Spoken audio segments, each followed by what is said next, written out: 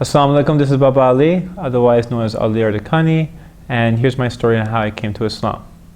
About 15 years ago, I was 20 years old, and I came to a point in my life where I was actually looking for answers. A lot of my friends were getting themselves in trouble. One of my closest friends got arrested for doing some illegal activity, and I was kind of like, it woke me up. I was around a lot of bad people, a lot of bad friends, and being surrounded with a lot of bad people gets you in trouble as well. So eventually you see your friends either getting constantly in trouble or in jail, or twice in my life I've been shot at, and my car was actually shot at, and it kind of like woke me up and says either I'm going to be in jail or I'm going to be dead by the age of 21.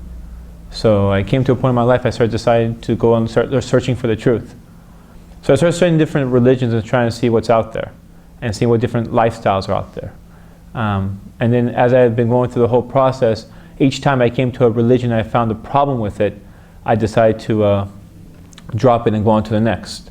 The reason why is I figured if the creator of all mankind is perfect, then his message should be perfect. And if there's any errors or mistakes in it, then this is not from the creator. It's either been altered or it's from somebody else. So I kept going through one religion, to another religion, to another religion, and finally I came across Islam. When I came across Islam, I was about to go to a camp to see what this whole thing was about. But at the same exact time, I had issues with my family. My father had a heart attack and his arteries were clogged, and he had to go to triple bypass surgery. And the doctors told us that he may not live, and my mother asked me to come to the hospital and spend some time with him because your father may pass away. So when I went to the hospital, I sat next to his, at that time, which we thought was going to be his deathbed, and I was just looking at him and I was thinking to myself, I could be in his position. He didn't see death coming. He doesn't know when he's going to die, just like I may not know when I'm going to die. And I may be hit by a bus or die in a car accident or whatever. So if this Islam is the truth, I have to go follow it. If it's not, then I'll continue living my life as I'm living. So I told my mother, I'm going to go to camp and I'm going to go figure out see what this Islam thing's about.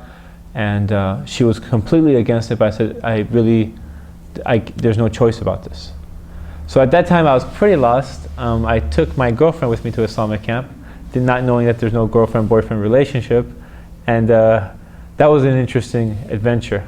Because when we first got there, this was the first time I actually seen men and women separated before. And the only other time I've ever seen it was when I was watching in history class where the Nazi camps were, where the women were separated and the men were separated, and the women went to the showers and they never came back because they killed them in the shower. So I kind of got scared, like, don't go to the showers, don't go to the showers. So it was strange for me.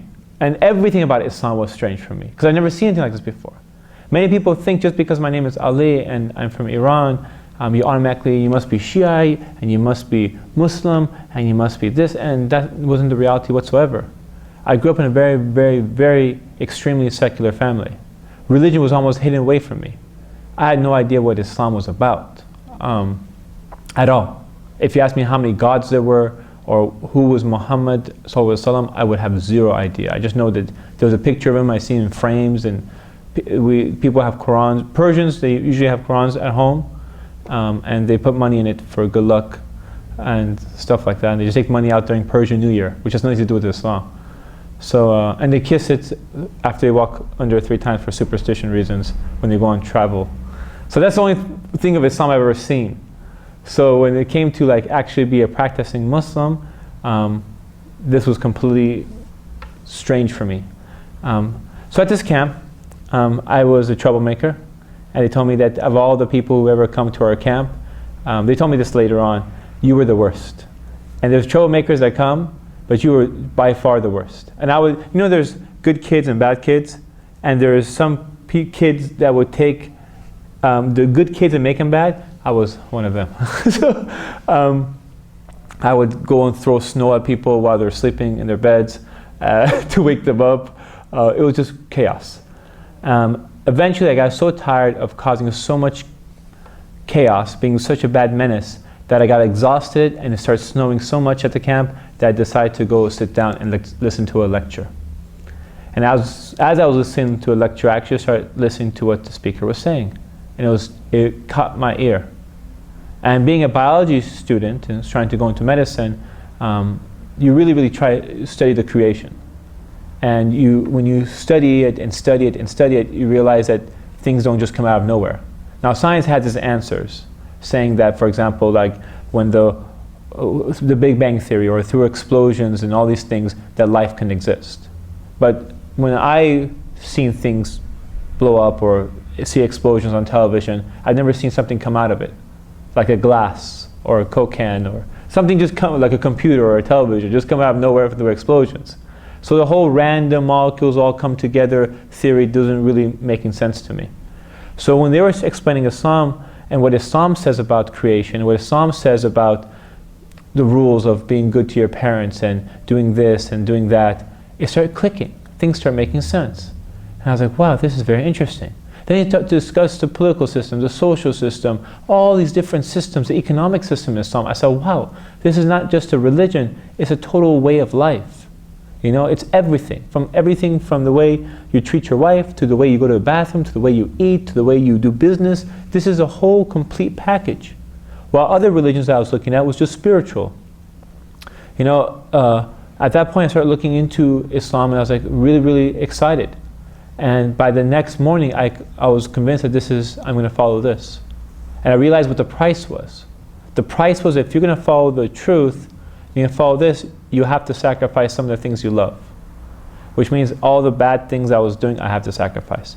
Having a girlfriend, I told her that as of today, either we get married or it's over. And it sounds easy to say now, but when you're in a relationship with someone for many years, and you make this decision overnight, it's very difficult. So at that time, that was my first thing I had to sacrifice. And next step after that was like all these certain friends. You know, that's one of the big things. Even as Muslims, people who are born Muslim, I see, you can be a very good person, but if you surround yourself around bad people, slowly it will affect you. So I realized that this is going to start making a difference for me.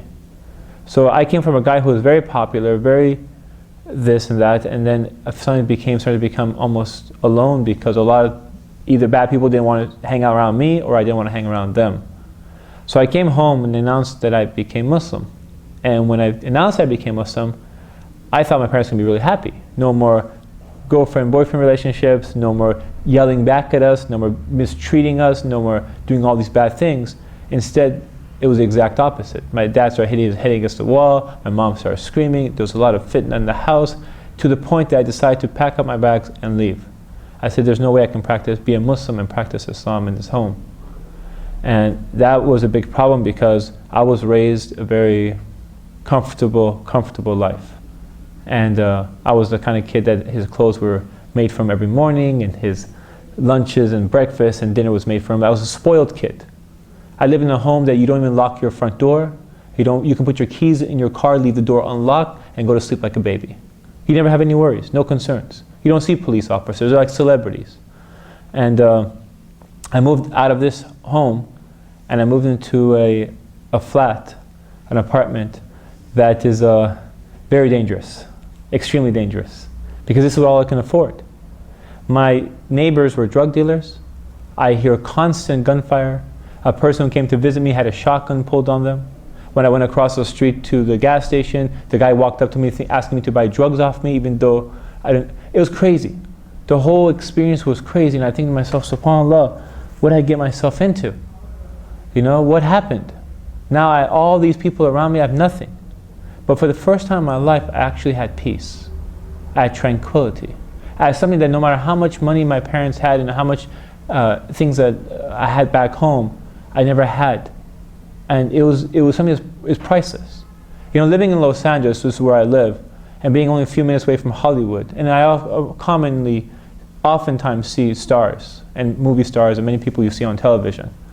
And you see them and you think, wow, they must have everything. They got everything they wanted. They got their fame, they got their homes, they got all these things that got their money, got their cars, got all these things that you see, and you think they're happy. But then and you read the tabloids, they got divorced, and they so-and-so cheated with so-and-so, and this person committed suicide, and you say, what happened? Then you go to another person, maybe sometimes into a poor country, and you see children, and they're very happy. Why are they content? What makes them content?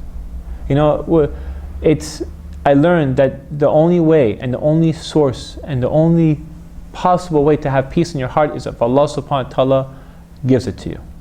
And when we say Assalamu alaikum to each other, may the peace and blessings of Allah be upon you, this is truly a blessing. And alhamdulillah, I got that peace. So even though all the material things was taken away from me, I had something that was priceless. And I held on to it. And I realized, just like when you go to a university, you're going to get test after test after test after test, you're going to be tested and tested before you get that little piece of paper that has your name on it and says you have passed. And what do you do with that piece of paper? You go get a career, you get a job, and even then it's not guaranteed. The economy could be bad, you can pass away or die before you get that job. So you worked all that for possibly nothing or possibly something. So when I became Muslim, that's when you would think that life would become easy. But I realized that these tests were harder than anything I've ever gone through before. It was test after test after test. Problems with my family, problems with the ex, problems with friends, problems with my closest friends. And I realized, wow, from now to the day I die, I will constantly be tested and tested and tested, because what I'm working for is far more valuable than a degree. It's paradise. And those who've come before me have been tested, and those who want the highest agenda will constantly be tested. So I realized that, wow, what have I done? But it's priceless. And if I want something priceless, then Allah subhanahu wa ta'ala does not need my money. He does not need there's no way I can buy it, or my status, all these things means nothing. At this point, it's only my good deeds that are going to be something that's going to be worth any value. So my life changed completely. And I decided to start doing things for good. And alhamdulillah, it's been many, many years now. And I took those little tools that I had, that Allah subhanahu wa ta'ala gave me as gifts, and I sat in front of a camera and started giving my message out to the Muslim community. And what started off as just me sitting in a chair like I am right now, in a video camera like the one I'm looking at right now, led on to getting millions and millions of people watching about issues that affects Muslims all around the world. Nearly 7 million video views. And we sometimes think to ourselves, okay, what's the big deal of me talking to this person or that person about Islam? You know, before, as I was mentioning before Islam, my best friend was Muslim, but I never really knew it. And he never ever explained Islam to me. So I was surprised when he told me that he was Muslim, because all these illegal things that he was doing and I was learning was from him. But many years later, I learned about Islam through some random people I've never met before. And they explained Islam to me, and I took it overnight. And what we learned through Islam is that when you teach someone something good, you can get reward for when that person does something. So maybe the people who taught me Islam, and if I get any reward out of all the videos I've made, and all the millions and millions of video views and all these things, that person who taught me the basics, may Allah reward him as well. So it makes a big, big difference. Even though sometimes you think to yourself, oh, it's okay, it's just a regular guy in school, or a regular guy who's just asking me some questions. You say, oh, you know what, I'm not the best Muslim. That's not going to be an excuse on the Day of Judgment. So if there's any reminder, it's this, inshallah, that you're going to, on the Day of Judgment, that all these things are going to come up. Every deed and every person you spoke to, everything's going to come up. So if I'm hopefully going to be, this will be, inshallah, a good example. So if this is our responsibility, that even especially after 9/11, all these, the microscope is on us. So it's very, very important in how we act, how we speak, and how we behave, inshallah. This is Ali reminding you, just in case you forgot. Assalamu alaikum.